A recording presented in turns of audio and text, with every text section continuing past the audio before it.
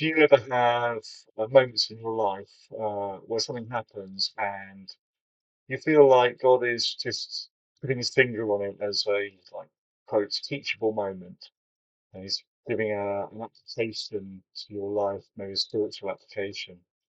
Well, this happened to me the other day, about the other week.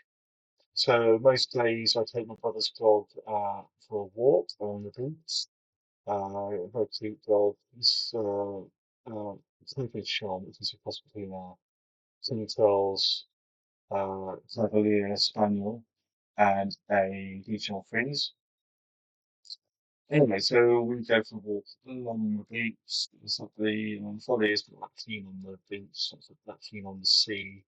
Um, so he often walks further up along the path while I go down to the beach. So yeah, we got to the end of the beach, and he was really quite keen to come home. So he knows the way that we go. But I needed to get back on the lead because we were going across a mainest road, and he doesn't really have any road sense. So he has to get back on the lead. But he refused to do that. I think he did. I was there taking, you know, further on the beach on the pebbles. Um, and, so, well, I know the way home. I was from the village. So he refused. And so we ended up in a bit of a twist. So I moved towards him. Whenever I moved towards him, he scurried down the path towards the road. Um, so in the end, I went back up the path and just sat on the bench, waited for him to come to me because I just couldn't listen to him running ahead and didn't even run over. So after 5 minutes, a sort of battle of wills, he eventually did come over to me and I put him on the leash. And then we walked home, no problem. And I felt there was an irony there because it was almost like fully felt that I was trying to do something for my own benefit that he didn't want to agree to, whereas in fact I was trying to expedite what Folly himself wanted, but he just didn't realise that. And I wonder if sometimes we can be like that with the Lord, and we feel he's putting unnecessary restrictions on us. We can feel that he's trying to harm us. And we refuse to go on to his leash, as it were, or if he's put a leash on us, that we pull away. Um, so actually, there's a Bible story that seems to parallel this kind of situation. This in the book of Jeremiah.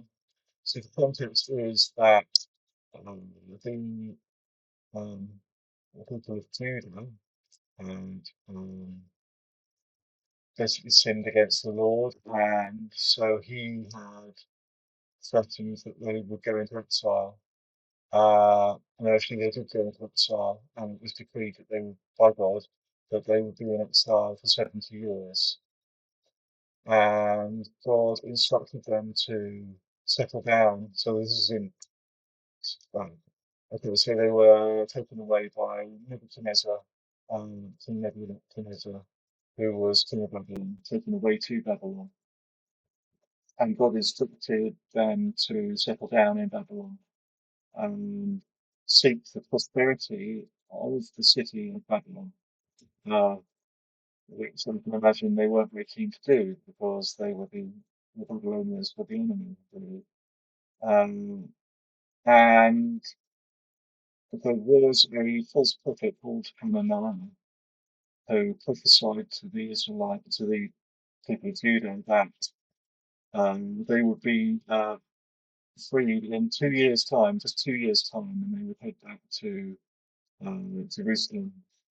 Uh, and God described this through Jeremiah as an incitement to rebellion.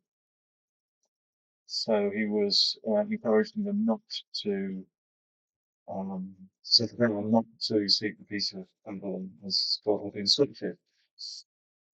So, it must have been quite disheartening for the people of Judah to think that they were stuck in Babylon 70 years. And they must have almost felt that God was against them. But Jeremiah had words of encouragement from God. And we read them in Jeremiah 29:11. So they're quite famous.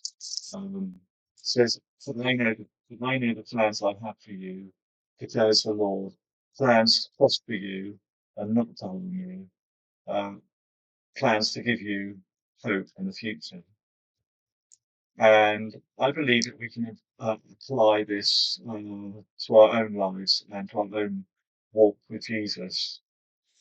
Uh, and in Psalm 84, verse 11, uh, we read, no good thing does he withhold from those whose walk is blameless.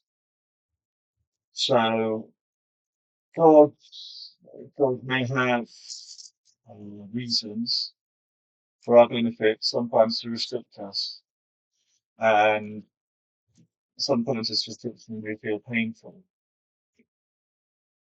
But the point is that God has our ultimate good in mind, even as He puts these restrictions on us. It's not for His benefit, it's for our benefit.